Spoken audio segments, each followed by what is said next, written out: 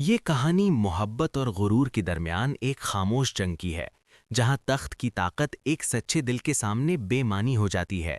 ये वो लम्हे हैं जब बादशाह का हुक्म भी कमज़ोर पड़ जाता है और एक गुलाम अपनी सच्चाई से तारीख का रुख मोड़ देता है। ये दास्तान है एक ऐसी मोहब्बत की जो किसी ताज की मोहताज नहीं।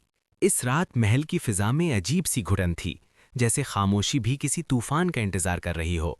बादशाह, जो हमेशा हुक्म देने का आदी था, आज पहली बार अपनी शान को एक तरफ रखकर संदरी के सामने खड़ा था। उसकी आंखों में यकीन था कि एक पूरी सल्तनत का नाम ही सब कुछ बदल देगा। मगर संदरी की निगाहों में ना खौफ था और ना लालच, सिर्फ एक मजबूत फैसला था। उसने धीमे मगर वाज़े लहजे में कहा कि वो किसी तख्त का हिस्सा नहीं बन सकती। उसकी पहचान सिर्फ एक गुलाम से है। ये सुनते ही बादशाह के अंदर छुपा गुरूर भड़क उठा। उसकी आवाज़ महल की दीवारों से टकराकर गूंजने लगी। उसने कहा कि वो इस सल्तनत का मालिक है।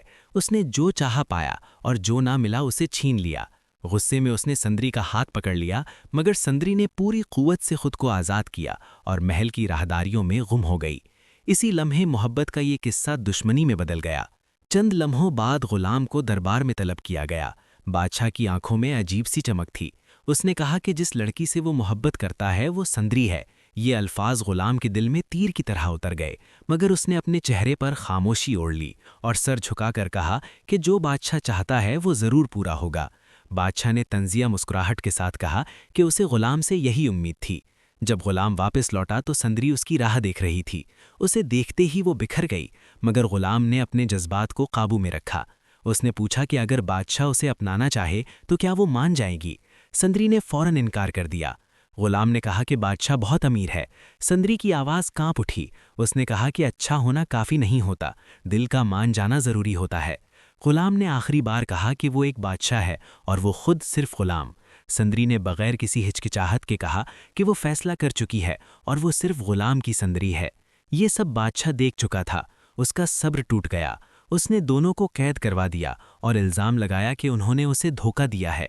गुलाम ने थके मगर साफ लहजे में कहा कि मोहब्बत इजाज़त नहीं देखती और उसे मालूम नहीं था कि बादशाह भी संदरी से मोहब्बत करता है। बादशाह ने आखिरी चाल चली और कहा कि अगर गुलाम संदरी को छोड़ दे तो उसे आज़ादी मिल जाएगी। इसी दौरान बादशाह के वालिद को हकीकत मालूम हो गई।